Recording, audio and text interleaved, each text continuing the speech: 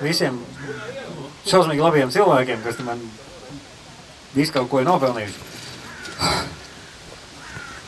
Bet tā kā, man ir visādi daikti palikuši pāri, tad es gribētu izteikt arī, sirsnīgu līdzjūtību un lielu paldies šim brīnišķīgiem cilvēkam, kas šogad vēl bišķi tā kā pievēl kāju, tas tā kā skrodētdienās silmučos, tas dūdars bija.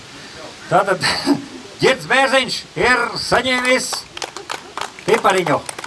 Tas ir pipariņu, tu varēsi pielikt da jebkur. Viņam ir gredzentiņš.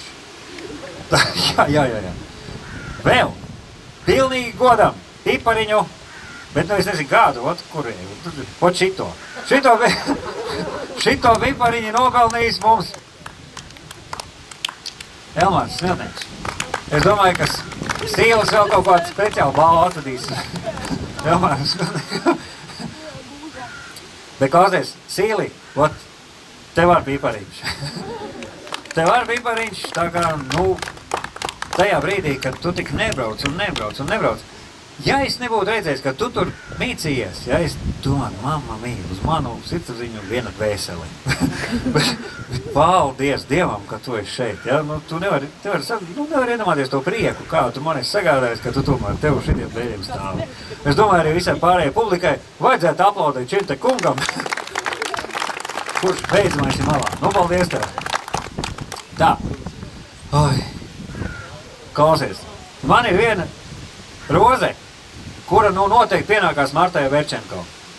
Sakarā to, ka tu jau dabūji tur ziedu klēku no Elmāra pašā sākumā, tad šitā te rozīt, tas tev, no mans. Tev šitā te ilgalē nav bijusi, man liekas. Tev var, negāja viegli. Principā ir palikuši vēl, vīri. Ir palikuši divas rozītes, kuras mēs varētu iedot dāmām. Jā.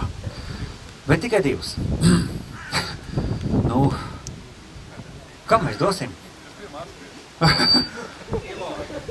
Ilonai. Davai, Ilonīt. Tā kā tauta nobalsoja, tad dodam rozi tev. Ideāli. Tad pēdējā roze. Kam dodam? Vai tiešām Mārķiem Grobiņam? Estere Bērzai. Davai, Ester Bērz, kur tu esi? Dzīva! Mīļāk, kā tu cīnījies? Vienīgais labums, ka mēs cīnījāmies kopā, man attika pat sūdīgi. Daudz laimes. Būtībā varam uzskatīt, ka vesels vairums ar dzimšanas dienām. Tā.